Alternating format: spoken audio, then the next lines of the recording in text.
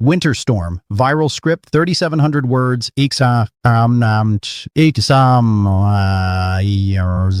2 feet of snow, 1 inch of ice coating everything, wind chills hitting -60 degrees, and 127 million Americans directly in the path. This isn't just another winter storm. This is a multi-day catastrophic event that will shut down power for weeks in some cities, and it's hitting in less than 48 hours. What makes this even more dangerous? The National Weather Service just issued emergency briefings at 3 a.m. this morning, something they only do for life-threatening situations. The models shifted north in the last 18 hours, which means cities that thought they were safe are now ground zero for the worst ice accumulation we've seen since February 2021. And here's what nobody is talking about yet. This isn't just one storm. There is a second system forming behind it that could hit the same areas 72 hours later. I'm going to break down exactly what is coming, city by city, hour by hour, so you know precisely when to expect impacts in your neighborhood, and more importantly, the 6 critical actions you need to take before 6 p.m. tonight, because after that, it might be too late. Before I show you the exact timeline, you need to understand why this storm is so unprecedented. 3 separate weather systems are colliding at the exact same time. We've got Arctic air diving down from Canada. Talking temperatures that haven't been this low in 8 years. At the same time, moisture is streaming up from the Gulf of Mexico. And then there's the jet stream positioned in the worst possible location, creating a stalling pattern that will keep this storm parked over the same regions for 72 to 96 hours straight. The Weather Prediction Center upgraded this to a high-risk event yesterday afternoon. That's level 4 out of 4. They only issue high-risk warnings 4% of the time. The last time they did this for winter weather, it resulted in $4.8 billion in damages and 215 deaths. Texas power companies are already warning customers to expect rolling blackouts, and this storm hasn't even started yet. Here is the part that should concern everyone. Temperature drops of 40 to 50 degrees are forecast within a 6-hour window. Your pipes don't just freeze when this happens, they explode. Insurance adjusters are already being deployed to the region because they know what's coming. Let me walk you through the exact timeline, and I am going to be specific down to the hour because timing is everything with this storm. Friday morning, 8 a.m. to 11 a.m. Central Time. This is when the first freezing rain begins across the Texas Panhandle and western Oklahoma. If you in Amarillo, Lubbock, or Wichita Falls, this is your first warning. Roads will glaze over within 90 minutes. By 10 a.m., emergency services will likely stop responding to non-critical calls because it's too dangerous for vehicles. Friday afternoon, 2 p.m. to 6 p.m. This is rush hour, and this is when things escalate rapidly. Oklahoma City and Tulsa, URE next. Freezing rain intensifies to moderate levels, which means a 1/4 inch of ice every 2 hours. Your commute home could take 4 hours instead of 30 minutes, or worse, you could get stranded. By 5 p.m. Friday, Oklahoma Department of Transportation will close major highways. They've already pre-positioned 800 trucks and 15,000 tons of salt, but even they admit it won't be enough. Friday evening into Saturday morning, 10 p.m. to 6 a.m. This is the danger window. Heavy freezing rain spreads from Dallas-Fort Worth through Little Rock and Memphis. We're talking accumulations of 0.5 to 0.75 inches of ice. Power lines don't just bend under this weight, they snap. Transformers start exploding around 2 a.m. to 4 a.m. Saturday morning, which is exactly what happened in 2021. Over 4.5 million people lost power during that storm. This one could impact 6 to 8 million, but here what's different this time. In 2021, temperatures warmed up after 48 hours. This time, the cold air is going to persist for 5 to 7 days straight. If you lose power Saturday morning and it's 8 degrees outside, it could stay 8 degrees for the next week. Your house will reach freezing temperatures within 12 to 18 hours without heat. Saturday morning to Sunday afternoon. Now the storm explodes in size. Nashville, you were originally forecast to get snow, but the models shifted. You are now in the bullseye for an ice storm. Downtown Nashville could see ice accumulations exceeding 1 inch.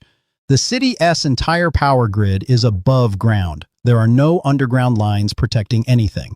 When I say catastrophic, I mean neighborhoods could be without power for 2 to 3 weeks. Let me show you what 1 inch of ice actually does. A single ice-coated power line that normally weighs 300 pounds suddenly weighs 3,000 pounds. Tree limbs the size of your arm snap like toothpicks, and when they fall, they take power lines with them. In 2009, Kentucky had an ice storm with 1 to 1.5 inches of accumulation. Parts of the state didn't have power for 4 weeks. Some rural areas went 6 weeks, Sunday into Monday. While the South is dealing with ice, the snow machine fires up for real. We're talking about 10 to 15-inch snowfall totals from Oklahoma City through St. Louis, Cincinnati, and into Pittsburgh. But the heaviest snow corridor? That S, setting up from northwest Arkansas through southern Indiana into West Virginia and western Maryland. Some of these areas could see 18 to 24 inches of snow. Washington, D.C. and Philadelphia, you are not escaping this either. Sunday night into Monday, you are looking at 8 to 12 inches minimum. This will be the biggest snowstorm for the I-95 corridor in 4 years. Every major airport from Dallas to Boston will shut down between Saturday and Monday. If you have travel plans next week, cancel them now. Don't wait for the airline to cancel. They want to refund you nearly as easily. Now let us talk about the cold, because this is where things get truly dangerous. We are not just talking about cold weather. We are talking about historic, life-threatening cold that the southern United States is completely unprepared for. Friday morning, the northern plains wake up to temperatures of -25 to -35 degrees. That's actual air temperature, not wind chill. Wind chills will drop to -50 to -60. Exposed skin freezes in under 5 minutes. If your car breaks down, you have 15 to 20 minutes before hypothermia becomes a real risk, even inside your vehicle. By Saturday and Sunday, this Arctic air mass sinks south. Oklahoma City could hit -5 to -11 degrees Monday morning. Dallas-Fort Worth, you are forecast to drop to 9 to 12 degrees, but you'll have wind chills near zero. Little Rock might touch 6 degrees, Memphis 8 degrees, Nashville 10 degrees. Here's why this is catastrophic for the South. Most homes in Texas, Arkansas, Tennessee aren't built for this. Pipes aren't insulated properly. Electric heat pumps stop working when temperatures drop below 25 degrees. Natural gas demand will spike so high that some areas might actually run out. And remember, this cold isn't leaving quickly. The pattern remains locked for 7 to 10 days minimum. We're re-looking at multiple nights below freezing from Texas to Georgia. Orange crops in Florida are at risk.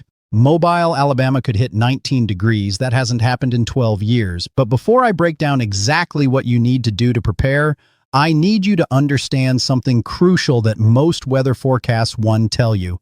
This storm is still evolving. Every 6 hours, new model data comes in, and every run has shifted slightly. What was supposed to miss your city could now be a direct hit. What was supposed to be snow could turn to ice. That means you cannot wait to prepare. You cannot say, I'll see what happens Friday and then decide. By Friday, it's too late. Stores will be empty. Gas stations will run out. Roads will already be too dangerous. So here are the 6 critical actions you need to take, and I am going to be specific about timing because that matters. Action 1. Stock up on supplies today before 6 p.m. You need enough food, water, and medicine for 7 days minimum, not 3 days, 7 days. Because even after the storm ends Tuesday or Wednesday, roads will still be impassable and stores will still be closed. Get water now, 1 gallon per person per day. Get non-perishable food that doesn't require cooking, because if you lose power, you lose your stove. Get any prescription medications refilled today if you're running low. Get batteries, flashlights, battery banks for your phones. Action 2. Protect your pipes starting tonight. This needs to happen Thursday night into Friday, not Saturday when it's too late. Let faucets drip slowly, both hot and cold. Open cabinet doors under sinks to let warm air circulate. If you have outdoor faucets, cover them. If you have a crawl space, seal any openings. A burst pipe will cause $10,000 to $30,000 in damage on average, and your insurance company is going to be overwhelmed with claims. It could take 6 to 8 weeks just to get an adjuster out to look at your house. Action 3. Charge everything tomorrow. Friday morning, charge your phone, your laptop, your tablets, your battery banks, your flashlights, everything.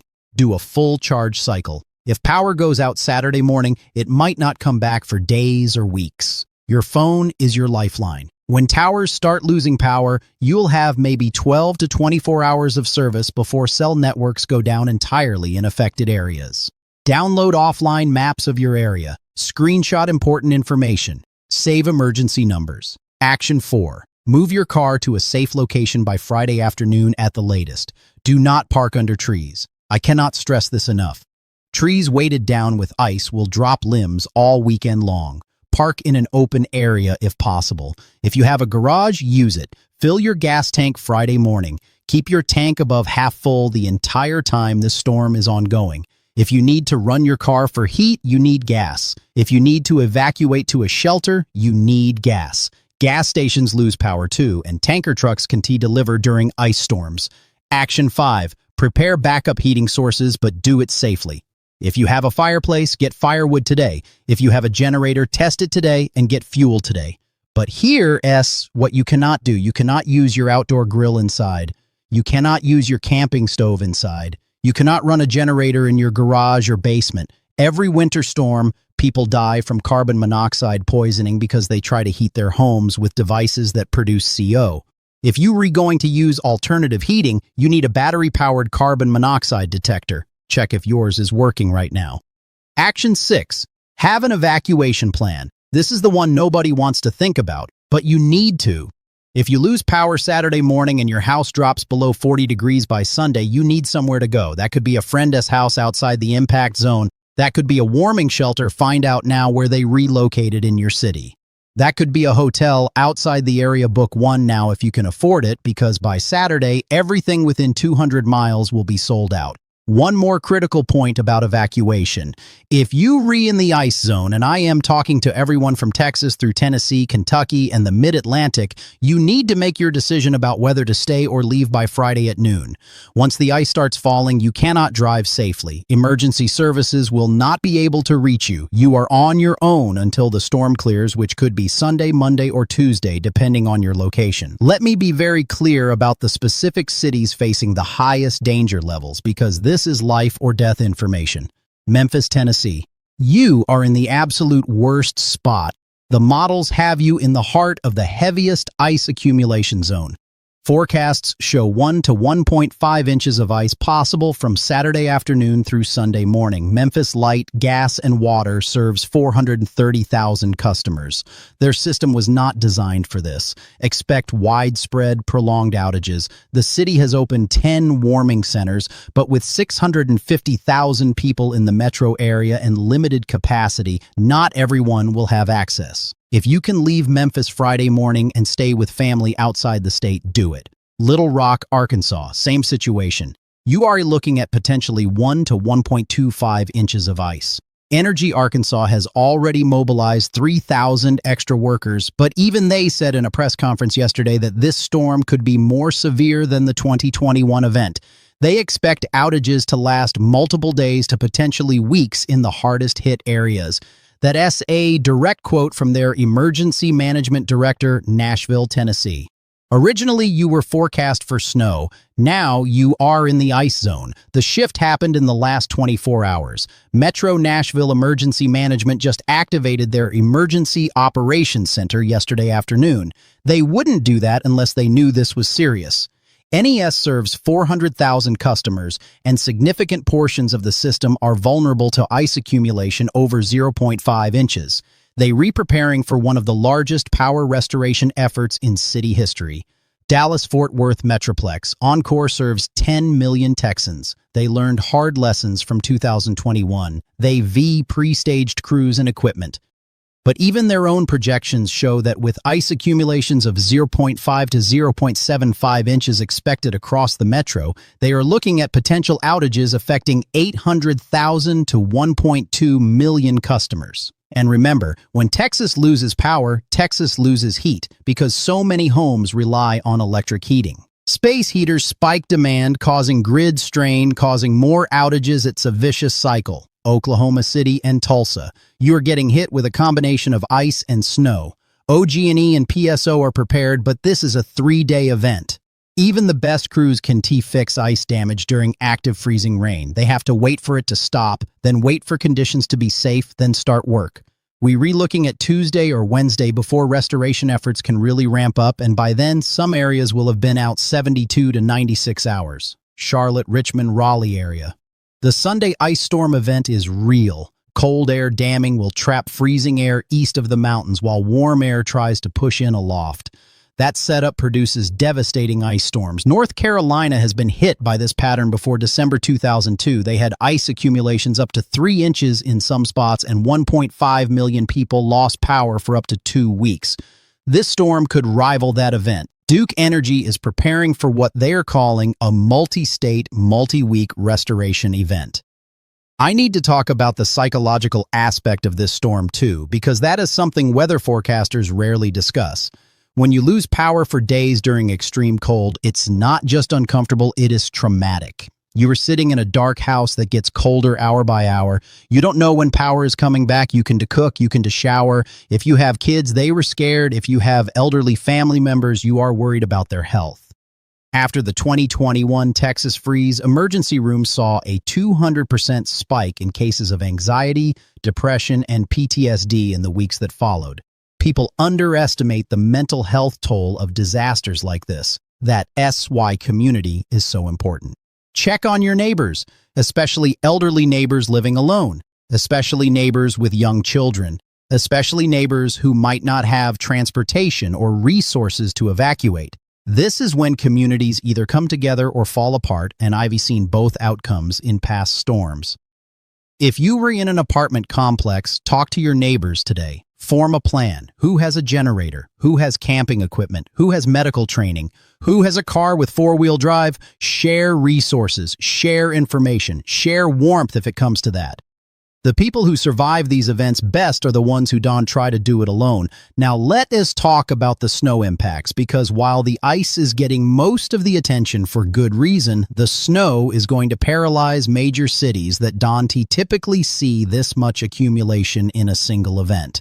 Cincinnati, Indianapolis, Columbus, Pittsburgh, Harrisburg, D.C., Philadelphia, all of you are in line for significant snow. We are talking 10 to 18 inches for most, with some areas potentially seeing 20-plus inches.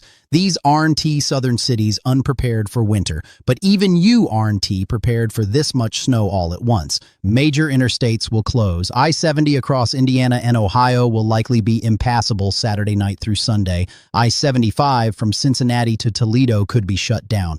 I-80 across Pennsylvania might close for 24 to 36 hours. PennDOT already said they were preparing for historic impact. Schools and universities will close Monday, probably Tuesday, maybe Wednesday. If you have childcare needs, figure that out now. Remote work is your friend next week if you can do it. Don't try to commute unless it's absolutely essential. It's not worth the risk.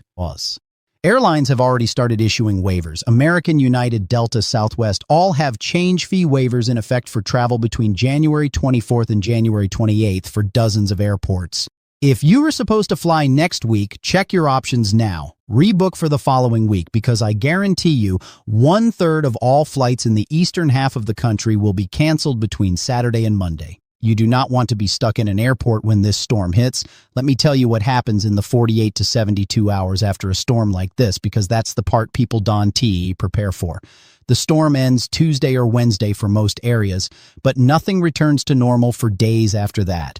Roads remain impassable because ice doesn't just melt when the sun comes out. Temperatures will still be below freezing. Road crews have to physically break up ice and remove it. That takes days.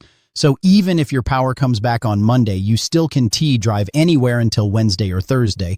Stores will be empty. The supply chain stops during major weather events. Trucks can deliver. Grocery stores will be picked clean, and resupply will take 4 to 5 days even after roads reopen. If you didn't buy food before the storm, you are going to be eating whatever you can find for days. Schools stay closed for the rest of the week. Even if roads are clear by Thursday, power outages mean schools can open. Broken pipes mean schools can open. That means childcare is a crisis for working parents. Think about that now. And then there's the aftermath no one talks about. The fights with insurance companies over pipe damage. The contractors who suddenly charge 300% more for repairs because demand is through the roof. The FEMA applications if your area gets a disaster declaration. The months it takes for things to truly return to normal. 2021, Texas freeze caused over $200 billion in total economic damage when you count everything: power grid failures, burst pipes, business closures, agricultural losses, supply chain disruptions. This storm won to hit that level, but we are still talking tens of billions in damages. And guess who pays for that in the end? We do, through higher insurance premiums, higher utility rates, higher prices on everything. I'm telling you all of this not to scare you, but to prepare you. Knowledge is power. You cannot control the weather. You cannot control if your power goes out, but you can control how prepared you are when it happens. Let me address some specific questions I know people have, because these come up every single time we have a major winter storm. Should I fill my bathtub with water? Yes, if you are in the ice zone. Not for drinking, for flushing toilets. If power goes out, many homes lose water pressure within 12 to 24 hours because pumping stations lose power.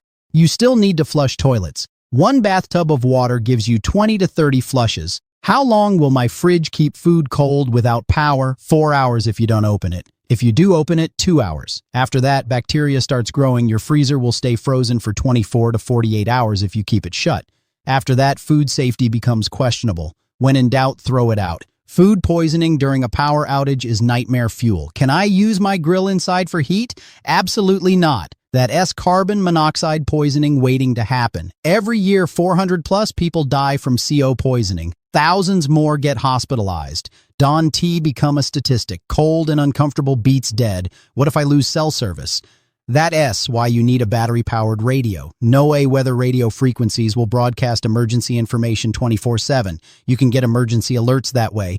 Don T relies solely on your phone. Should I turn off my water main? Only if you are evacuating and leaving your house empty. If you restaying, let faucets drip and keep cabinet doors open. Turning off your main 1T, prevent pipes from freezing. They'll freeze anyway if the house gets cold enough. The dripping water is what prevents it.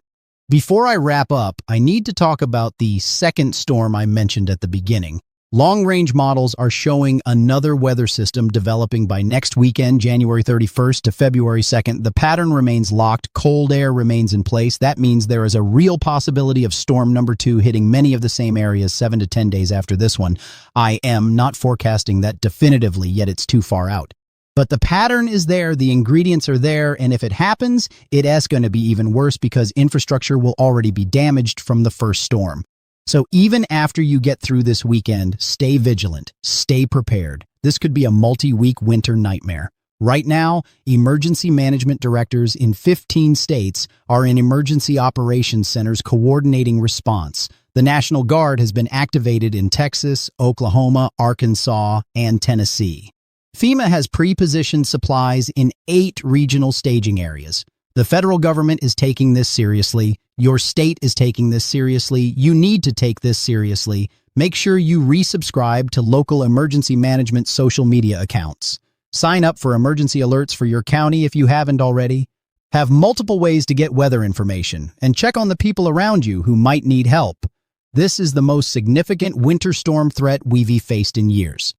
The combination of ice, snow, extreme cold, and duration puts this in rare company. If you are in the impact zone, the next 72 hours will determine whether you weather this storm safely or whether you face serious danger. I'll be doing live coverage starting Friday morning and continuing through the weekend. We'll have updates every 3 to 4 hours with the latest model data, radar, and impact information for your specific area.